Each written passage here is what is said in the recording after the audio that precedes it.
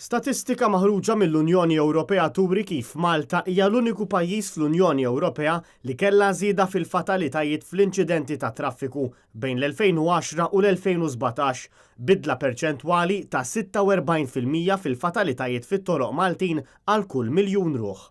Dan hekk kif il-medja Ewropea kellha tnaqqis ta' 19.5% fil-bidla perċentwali, meta kull pajjiż l-Unjoni kellu nuqqas fil-bidla perċentwali f'dawn is-7 snin. Wara Malta nsibu l-Olanda b'nuqqas ta' 1% u l-Iżvezja b'nuqqas ta' 5%. Malta rrappurtat 43 fatalità għal kull miljun ruħ fl-2017 meta kkumparata mal-31 fatalità għal kull miljun ruħ fl-2010, żieda ta' 12 fatalità għal kull miljun ruħ.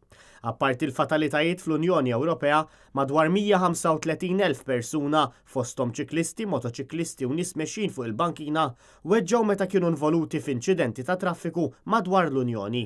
Minkejja titjib fuq livell Ewropew, il-Kummissarju Ewropew għat-Trasport Violetta Bulc qalet li l-Istati membri jistgħu jiksbu riżultati aħjar minn hekk.